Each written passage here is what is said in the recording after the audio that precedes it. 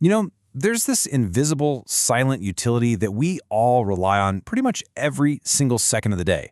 It gets you where you're going, it tracks your packages, it even helps land our airplanes.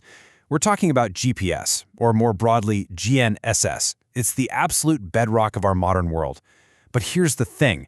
That foundation, it's under attack.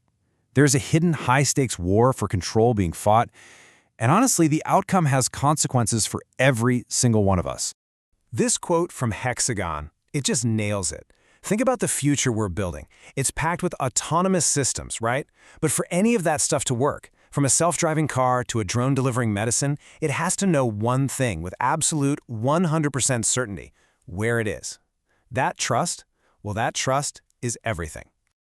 So where does that trust come from? It comes from these global navigation satellite systems, or GNSS. You can picture it like an invisible guiding hand, always there, constantly telling us our location. It's the master key that's unlocking automation for all these mission-critical applications. The logic is simple. For autonomy to work anywhere, positioning has to be available everywhere. And hey, we are talking about so much more than just the map app on your phone. This technology is the foundation for a massive technological revolution.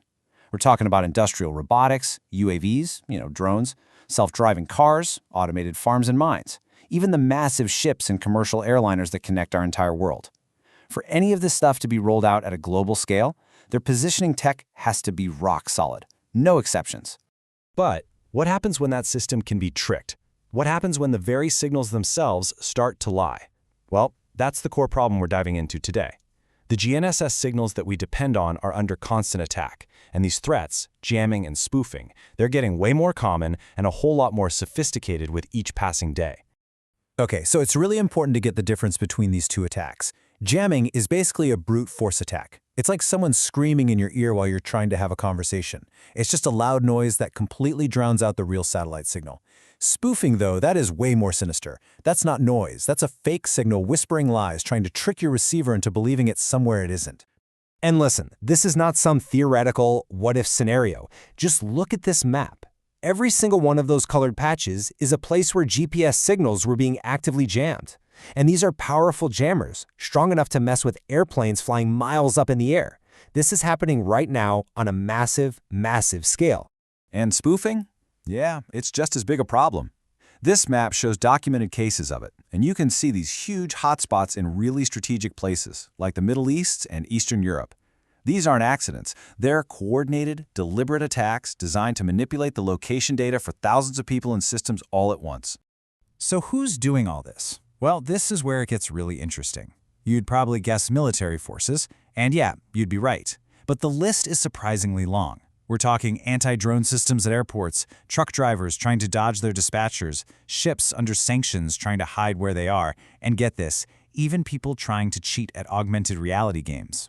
And if you need proof of just how common this has become, get a load of this. This is a real email sent to a GPS security company. It's an Uber driver literally asking for a GPS simulator to spoof their location so they can get better, higher-paying trips. So the threat isn't just coming from governments and armies. It's literally everywhere. Okay, so how in the world do we fight back against all of this? Well, the first line of defense actually starts with some really clever hardware, technology that's specifically designed to just block out the noise. It all starts with how the antenna literally sees the sky. A normal, standard antenna has this wide-open view. It's listening for signals from everywhere, including right down on the horizon. The problem is, that's where most jammers are, on the ground. An anti-jam or AJ antenna is completely different. It's engineered to ignore those signals coming from low angles and focus only on the real satellites way up high overhead. This graph shows you exactly what I'm talking about.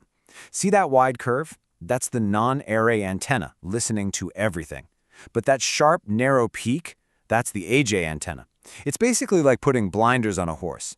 It intentionally blocks out all the distractions from the sides, all that noise from the ground, so it can laser focus on the legitimate signals coming down from space. And here's what that technology looks like in the real world.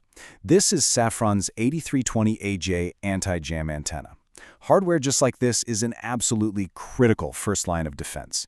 It's a physical shield against a digital attack. But look, a single piece of hardware isn't a magic bullet. Fighting this kind of interference requires a whole playbook of different defenses, a complete arsenal of countermeasures that are each tailored to a specific kind of attack. It's a really complex technological arms race. You've got to match the defense to the threat. So for something small, like a car with a cheap jammer driving past, you can use an inertial navigation system, an INS, that uses motion sensors to kind of coast through the gap. But for a sustained, high-powered jamming attack, you need something way more advanced, like a special multi-channel antenna that can surgically find and block out that interference. And for a targeted spoofing attack, well, then you need really sophisticated software to sniff out the fake signal. And this is what a jammer actually looks like to a sensor. This image, a spectrogram, shows the unique signature of an attack signal. You know, every type of interference leaves behind its own kind of fingerprint, and advanced systems are designed to spot that fingerprint, analyze it, and sound the alarm. And this right here is the terrifying reality of a successful spoofing attack. Just look at that chart. A system's position is perfectly stable 1 second, and then bam, in the next instant, its location jumps miles away. The accuracy just goes completely haywire. This is how you trick a cargo ship into thinking it's at an airport, or convince a driverless truck that it's suddenly swerved into oncoming traffic. So let's pull back and look at the big picture again. Why does this invisible war for signal integrity matter so much? Well, it all circles right back to that future of autonomy that we were talking about at the very beginning. Here's the bottom line. Fighting, jamming, and spoofing is so much more than just a tech nerd problem. It's about building and then protecting the fundamental trust that's required for our autonomous world to even exist.